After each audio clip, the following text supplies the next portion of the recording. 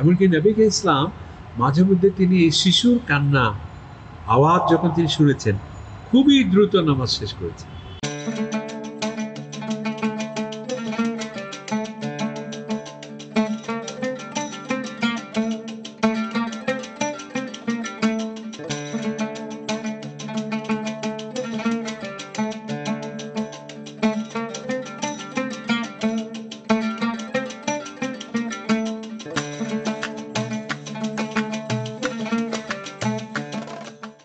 প্রিয় দর্শক, আমরা এখন এমন এক ইসলামিক স্কলারের সঙ্গে কথা বলবো, যার কাছ থেকে আসলে আমাদের যে ইসলাম ধর্ম, এটি যে আধুনিক ধর্ম, এটা যে মানবিকতার ধর্ম, এটি যে সহনশীলতার ধর্ম, এটা যে উদারতার ধর্ম, সেই কথাগুলো সহজ সরল ব্যাখ্যা আমরা শুনবো এই স্কলারের কাছ থেকে। তিনি হলেন চট্টগ্রাম বিশ্ববিদ্যালয়ের অ্যারাবিক ডিপার্টমেন্টের প্রফেসর এবং একই সঙ্গে চট্টগ্রামের সিডিএ অর্থাৎ মেহেদিবাগ এলাকার মসজিদের খতিব।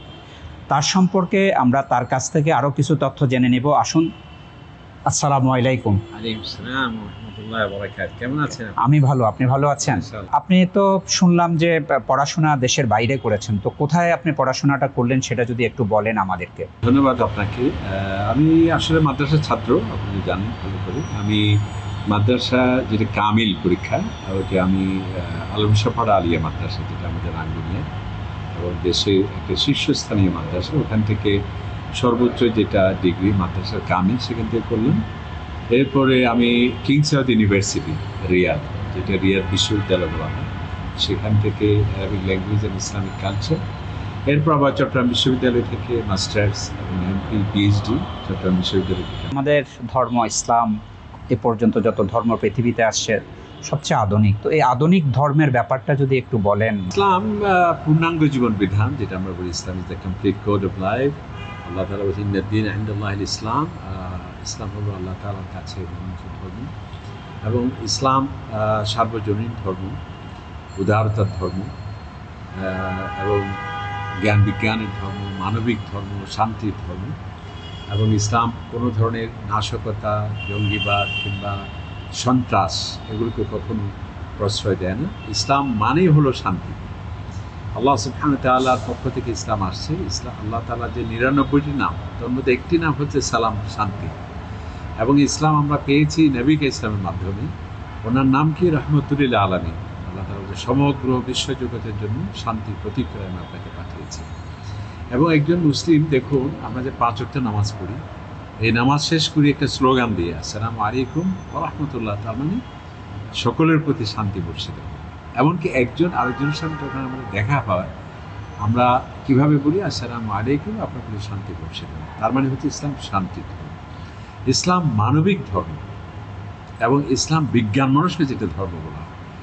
অনেকেই বলে থাকে যে ধর্ম মানে হচ্ছে পশ্চাৎপদতা, ধর্ম মানে হলো বিজ্ঞান মনস্ক জাতি গঠনের বাধা, ধর্ম মানে হচ্ছে আমাদের জ্ঞান বিজ্ঞানের বিকাশে অন্তরায়।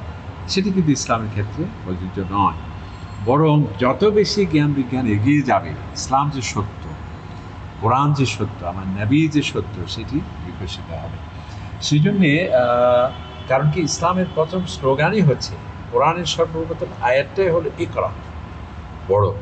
আল্লাহ তাআলা বলছে হালিয়াসাবিল্লাযীনা ইয়ালামুন ওয়াল্লাযীনা লা ইয়ালামুন, যারা জানে আর যারা জানে না কখনো সমান হতে পারে না। এবং আল্লাহ তাআলা আরও বলছেন যে ইন্নামা ইয়াখশাল্লাহ মিন ইবাদিল উলামা, যারা জ্ঞানী তারাই কিন্তু আমাকে জানতে পারে, তারাই কিন্তু আমাকে চিনতে পারে। তো আপনি যেটি বলেছেন যে আধুনিকতার সাথে ইসলামের কোনো সাংঘর্ষিকতা নেই, যদি সেই আধুনিকতা ইতিবাচক হয়, সেটি যদি মার্জিত হয়। হ্যাঁ, আমরা আধুনিকতা বলতে কী বুঝি? অর্থাৎ একেবারে এগিয়ে যাওয়া, জ্ঞান বিজ্ঞানে এগিয়ে যাওয়া, এগুলোর ক্ষেত্রে ইসলামের বাধা তো নেই, বরং সবচেয়ে বেশি ইসলামই এগুলোকে উৎসাহিত এবং উদ্বুদ্ধ করেছে। আপনি জানেন যে ডক্টর মরিস বুকাইলি, যিনি 2টি বই, অনবদ্য গ্রন্থ রচনা করেছেন, একটা হচ্ছে কোরআন বিজ্ঞান বাইবেল। তিনি সেখানে প্রমাণ করেছেন যে ইসলাম যে সায়েন্টিফিক ধর্ম, ইসলাম যে মানবিক ধর্ম। এবং আরেকটি তার বই আছে দ্য অরিজিন অফ ম্যান, মানুষের আদি উৎস। উনি বললেন, আমি অবাক হলাম যে আমাদের আধুনিক মেডিকেল সায়েন্স মানব সৃষ্টি সম্পর্কে যা বলল, সেই 1500 বছর আগের কোরআন আমি যখন পড়লাম, অবাক যে আমাদের মেডিকেল সায়েন্সের কথার সাথে কোনো ধরনের সাংঘর্ষিকতা নেই, বরং রয়েছে অপূর্ব মিছিল, যা প্রমাণ বহন করে অবশ্যই সেটা রিবিল্ড, অর্থাৎ আল্লাহ তাআলার কালাম, কোনো মানব রচিত গ্রন্থ হতে পারে। এভাবে ইসলাম মানুষের অধিকারের কথা বলে, যেটি আমরা জেনেভা কনভেনশনের কথা বলি, হিউম্যান রাইটসের কথা বলি। অনেকে তো এই কথা বলে যে মানবাধিকারের যত স্লোগান আছে, এই যে ফরাসি বিপ্লবের সকল বক্তব্যগুলো কোড অ্যান্ড কোড ইসলামেরই কথা, নবী করিম সাল্লাল্লাহু আলাইহি ইসলামের কথা। এমনকি আরাফাতে তিনি যে খুতবা দিয়েছেন, সেই আরাফার খুতবার ধ্বনিই প্রতিধ্বনিত হয়েছে ফরাসি বিপ্লবের সেই স্লোগানগুলোতে। এমনকি মানবাধিকার যে সনদ, এর মূল উৎস কি, আমি একবার বৈরুতে একটা সেমিনারে গিয়েছিলাম, সেটা ছিল ইন্টারন্যাশনাল হিউম্যানিটেরিয়ান ল, অর্থাৎ যুদ্ধেও যে মানবাধিকার সুরক্ষিত রাখতে হবে। সেখানে তারা অকপটে এই কথা স্বীকার করেছে যে আমরা যে বিধিবিধান এর শ্রেষ্ঠাংশে ইসলাম থেকেই সেটা আমরা নিয়েছি। শুধু আল্লাহ রসুল বলেছেন একথাই কেবল নেই, আর সবটাই হচ্ছে ইসলামের সেই কথা। প্রতি বছর মানুষ হজে যায়, তারপরে ধরেন কেউ ধরেন বছরে একাধিকবারও যায়। এইটা সম্পর্কে ইসলাম কি বলে, কি ধরনের অনুমোদন দেয়? ইসলামে আপনি জানেন যে 5 পিলার্স অফ ইসলাম, ইসলামের যে 5টি স্তম্ভ, তার মধ্যে একটি হচ্ছে হজ।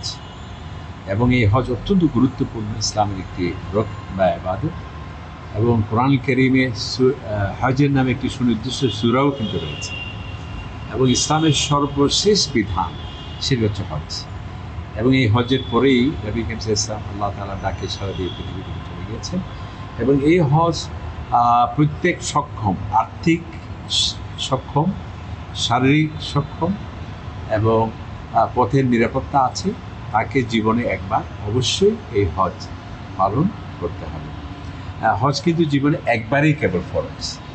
আর এটি সুন্নাহ, সেটিও যাদের সক্ষমতা আছে, শারীরিক সক্ষমতা এবং আর্থিক সচ্ছলতা, তারাও উমরা করতে পারে। আল্লাহ সুবহানাহু ওয়া তাআলা কোরআন শরীফে বলছেন ওয়াতিমুল হজ্জ ওয়াল উমরা লিল্লাহ, যে তুমি হজ করো, উমরা করো কেবলমাত্র আমি আল্লাহ তাআলার সন্তুষ্টির লক্ষ্যে। আল-হজ খেতাবে ভূষিত হওয়ার জন্য নয়, বা আমার জনপ্রিয়তা বাড়বে সেই জন্য নয়, বা সামনে ইলেকশন আমি একটা হজ করে টুপি দিয়ে দিলাম আমার ভোট বাড়বে সেই জন্য নয়, আল্লাহ তাআলার সন্তুষ্টির লক্ষ্যে আমাদের করতে হবে। তবে হজ কিন্তু জীবনে একবার ফরজ। এবং নবী করিম সাল্লাল্লাহু আলাইহি ওয়াসাল্লাম ধরেন আমি একবার হজ করেছেন, একটিবার। ধরেন আমি একবার হজ করে ফেলেছি, তার মানে এই যে আমার 5 স্তম্ভের একটা ফরজ, আমি আমার ফরজ কাজটা শেষ করে ফেলেছি। ধরেন আমার কোনোভাবে আবার দ্বিতীয়বার যাওয়ার সামর্থ্য হলো বড় হজ করবার, তো সেটা কি আমার সুন্নত হিসাবে পরিগণিত হবে না ফরজ হিসাবে পরিগণিত হবে? ফরজ তো যেহেতু একবারই, আপনি যখনই প্রথমবার হজ করবেন আপনার ফরজ আদায় হয়ে যায়। এর পরবর্তীতে যদি আপনার আর্থিক সচ্ছলতা থাকে বা মন টানে আরও যেতে পারে, তবে সেটি হবে নাফল। ফরজ তো কিন্তু একবার। আর আমরা অনেকে একবার সফরে গিয়ে একাধিক উমরা করছি, এমনও আছে যে ডেলি 4টা উমরা করে থাকে। কিন্তু আমরা দেখি যে নবী করিম সাল্লাল্লাহু আলাইহি ওয়াসাল্লাম মাত্র 4টি উমরা তিনি করেছেন, 4টি উমরা তিনি করেছেন। আপনি জানেন যে যারা হজ করতে যান বা উমরা করতে যান তাদের এত সম্মান। আল্লাহ রাসূল বলেছেন হুজ্জাজুল উম্মার আব্দুল্লাহ, যারা হজ করতে আসে উমরা করতে, সে আমার মেহমান। এবং আমার মেহমান আমার কাছে যাই চাইবে, তার অতীতের গুনাহের জন্য সে যদি লজ্জিত হয়, আগামীতে যদি সুন্দর জীবন ঢেলে সাজানো সে শপথ গ্রহণ করে, তার অতীতের সমস্ত গুনাহ আমি ক্ষমা করে দিই।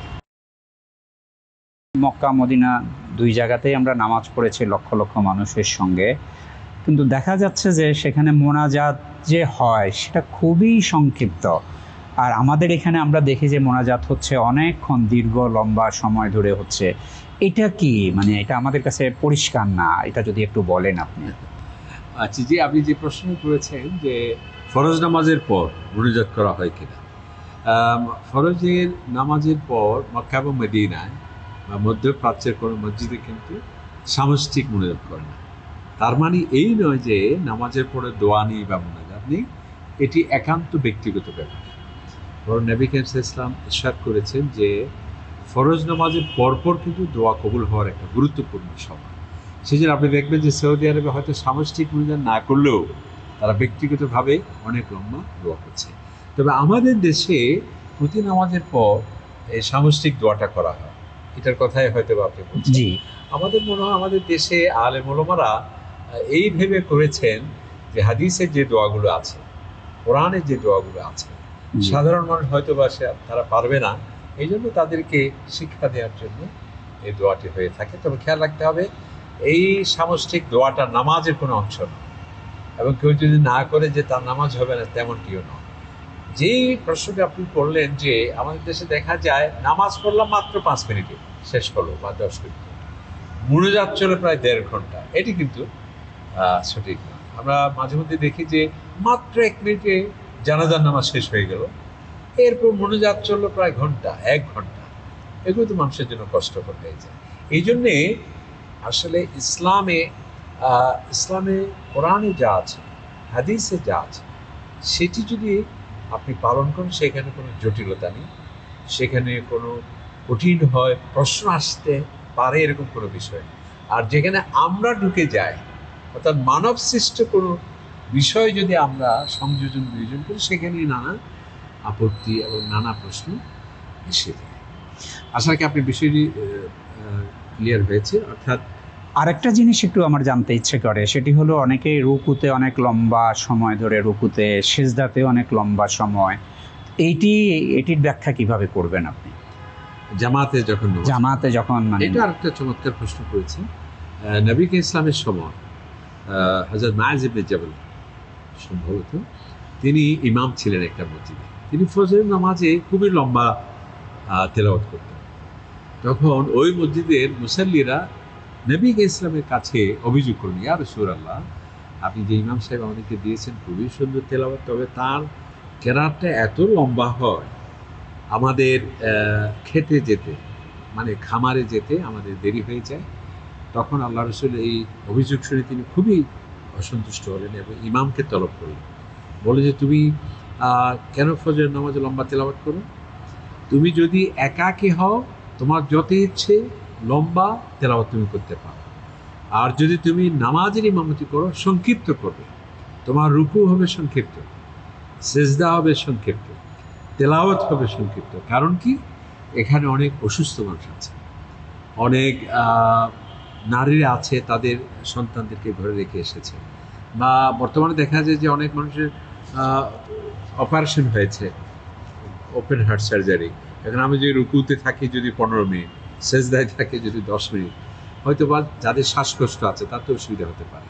এই জন্য আপনি যেটি বলেছেন নবী ইসলামের সুস্পষ্ট নির্দেশ, যদি তুমি একাকী হও তোমার কেরাত, রুকু, তেলাওয়াত তুমি যা ইচ্ছে লম্বা করে পড়তে পারো, আর যখন তুমি ইমাম হবে তোমার সব কিছু হবে সংক্ষিপ্ত, যাতে মানুষের কষ্ট না হয়। এমনকি নবী ইসলাম মাঝে মধ্যে তিনি শিশুর কান্না আওয়াজ যখন তিনি শুনেছেন খুবই দ্রুত নামাজ শেষ করেছেন। সাহাবায়ে কেরাম বললেন, ইয়া রাসূলুল্লাহ, আজকে আপনি এত সংক্ষিপ্তভাবে শেষ করলেন? বললেন যে ওই যে আমি একটা শিশুর কান্না শুনতে পেলাম, নিশ্চয়ই তার মা এখানে নামাজে আসছে। তবে কত সতর্ক থাকতে হবে, এবং ইসলাম যে কত মানবিক, কিন্তু আমরা সেটি অনেকাংশেই সেটি উপলব্ধি করার আমরা চেষ্টা করি। এই যে আমরা মসজিদের ভিতর এখন দাঁড়িয়ে আপনার এই যে সাক্ষাৎকার নিলাম ধর্ম বিষয়ে, ইসলামের বিষয়ে, এটা ইসলাম কতটা অনুমোদন করে, বা এটা কতটা জায়েজ, বা এটা সহি জিনিস, এটা আপনি যদি একটু বলেন। এটা যেটা আপনি একজন ব্রিলিয়েন্ট সাংবাদিক চমৎকার একটি প্রশ্ন করেছেন। আমাদের দেশে তো আমরা সাধারণত মনে করি যে মসজিদ মানে 5 ওয়াক্ত নামাজ হলো বাস শেষ। মসজিদ নববী সেটি কি কেবল মসজিদ ছিল? তখন কোনো পার্লামেন্ট ছিল না, মসজিদ নববী ছিল পার্লামেন্ট। তিনি রাষ্ট্রের সমস্ত গুরুত্বপূর্ণ বিষয়ে পরামর্শ করতেন মসজিদে, এবং সেই মসজিদ নববী ছিল ওপেন ইউনিভার্সিটি, আল্লাহ রাসূল কোরআন এবং হাদিসের মাধ্যমে শিক্ষা দিতেন। এই মসজিদ ছিল সুপ্রিম কোর্ট, বড় বড় বিচারগুলো সেখানে তিনি করতেন। এবং এই মসজিদ ছিল কনফারেন্স হল। আপনি জানেন যে খ্রিস্টানের প্রতিনিধি দল আসছিল, আল্লাহ রাসূল তাদের সাথে সাক্ষাতের সময় দিয়েছিলেন মসজিদে, স্থান ছিল মসজিদ। তো কিন্তু আজকে আমরা সেরকম করছি। সুতরাং আপনি যে বললেন আজকে সাক্ষাৎকার, এখানে কোনো অসুবিধা নেই। আপনি যে প্রশ্ন করছেন এগুলো সবগুলো তো ইসলামিক প্রশ্ন, কোরআনের প্রশ্ন, হাদিসের প্রশ্ন, সুতরাং এতে কোনো নিষিদ্ধ হওয়ার কোনো বিষয় নেই। মানে প্রতিশোধ জিনিসটাকে ইসলাম কিভাবে দেখে? হানাহানি, হিংসা, বিদ্বেষ, ক্ষমতা, এই সব মিলে ধরেন এক ধরনের প্রতিশোধের সময় চলে আসে বা প্রতিশোধের জায়গায় চলে আসে মানুষ। ধন্যবাদ, আপনার সুন্দর আরেকটি প্রশ্ন। ইসলাম মহানুভবতার ধর্ম, ইসলাম ক্ষমার ধর্ম, ইসলাম মানবিক ধর্ম। এই যে সাধারণ ক্ষমা বা জেনারেল অ্যামনেস্টি, যেটা আমরা সারা পৃথিবীতে এই স্লোগান বা এই কনসেপ্ট, এটি কিন্তু ইসলামেরই কনসেপ্ট। আপনি জানেন যে নবী ইসলাম তিনি হিজরত করতে আল্লাহ তাআলার নির্দেশে সেই জন্মভূমি ছেড়ে মদিনায় চলে গেছেন। 8 বছর পর তিনি বিজয়ী বেশে মক্কা শরীফ যখন আসছে, এই লোকেরাই নবী ইসলামকে নামাজ পড়তে দেয়নি। এই লোকেরাই কিন্তু তাঁর প্রিয়জনদেরকে হত্যা করেছিল, বেলালের উপর চরম নির্যাতন চালিয়েছিল। যখন রক্তপাতমূলক বিপ্লব বলা যায়, নবী ইসলাম যখন আসলেন তখন তারা সবাই আতঙ্কিত ছিলেন, কী হবে আজকে আমাদের। আল্লাহ রাসূল বলছে, লা তাসরিবা আলাইকুম, তোমাদের উপর আমার কোনো ক্ষোভ নেই, কোনো প্রতিহিংসার আগুন নয়, আমি তোমাদেরকে সাধারণ ক্ষমা ঘোষণা করব, অবাক করব। এবং এই জন্যই তো ইসলামের এই ক্ষমা সুন্দর দৃষ্টিভঙ্গি দেখে দলে দলে ইসলামের সুশীতল ছায়াতে আসছে। এবং আপনার এই প্রশ্নের আরেকটি উত্তর পাওয়া যায়। হযরতে ইউসুফ আলাইহিস সালাম, আমরা জানি সকলেই, তার ভাইয়েরা তাকে কূপে ফেলে দিয়েছিল। তখন তিনি, আপনি জানেন যে পরবর্তী মিশরে তিনি যখন রাজা হলেন, আর ভাইয়েরা সেখানে সাক্ষাৎকারে যখন গেলেন, তখন তিনি বললেন যে তোমাদের কি খেয়াল আছে একজন ছোট ভাই ছিল ইউসুফ, তোমরা কি করেছিলে তাকে? তখন তারা অবাক হয়ে বলল যে আপনি তো মনে হয় সে ইউসুফ, ভাই আমরা ভুল করেছি, তুমি আমাদের ক্ষমা করবে। তখন তিনি বললেন, লা তাসরিবা আলাইকুম, তোমাদের উপর আজ সেই ভুলের কোনো ক্ষোভ আমার কাছে নেই, আমি তোমাদেরকে ক্ষমা করে দিলাম এবং আল্লাহ তাআলার কাছে চাচ্ছি, আমি ক্ষমা চাইব তোমাদের জন্য। তো সেই জন্যে আজকে যে নেলসন ম্যান্ডেলা এত প্রসিদ্ধ কেন, আমি তো মনে করি যে ইসলামিক কনসেপ্ট সে ওখানে তিনি প্রয়োগ করেছেন এবং তাকে 30টি বছর জেল থাকতে হয়েছে, অনেক নানাবিধ কষ্ট দেওয়া হয়েছে, কিন্তু সেগুলো তিনি ক্ষমা সুন্দর দৃষ্টিতে দেখেছিলেন। সুতরাং তার মানে আবার এই নয় যে যারা মারাত্মক অপরাধ করবে বা হত্যাযজ্ঞ করবে তাদের তো অবশ্যই সেটি আইন হাতে নিয়ে নয়, আদালতের মাধ্যমে, আইনের মাধ্যমে। এমনকি সেই বিচারককেও আল্লাহ পাক সুবহানাহু ওয়া তাআলা দৃষ্টি আকর্ষণ করেছেন, ওয়ালা ইয়াজরিমান্নাকুম শানাআনু কওমিন আল্লা তা'দিলু, কোনো জাতির প্রতি পূর্ব শত্রুতা তোমার বিচার কাজে যাতে প্রভাবিত না করে, আল্লাহ বলেছেন। অর্থাৎ তোমাকে তাদের সাথে সম্পর্ক ভালো নেই সেই বলে এই বিচার কাজে যাতে তোমাকে প্রভাব বিস্তার না। এবং আল্লাহ তাআলা মুমিনের পরিচয় যত জায়গায় বলেছেন, বলে আফিন আনিন নাস, যারা মানুষকে ক্ষমা সুন্দর দৃষ্টিতে দেখে। সেই জন্য ইসলাম প্রতিহিংসা বা প্রতিশোধ নয়, বরং ক্ষমা, উদারতা এবং এইসব সৌন্দর্য কথাই ইসলাম বলেছে। এবং সেটি আমাদের ইসলামের এই সৌন্দর্যগুলো আমাদের ধারণ করা দরকার, তাহলেই একটা সুন্দর সমাজ, সুন্দর রাষ্ট্র এবং ল অ্যান্ড অর্ডার সেটি প্রতিষ্ঠিত হবে ইনশাআল্লাহ। অনেক ধন্যবাদ আপনাকে আমাদেরকে সময় দেওয়ার জন্য। বারাকাল্লাহু ফিক।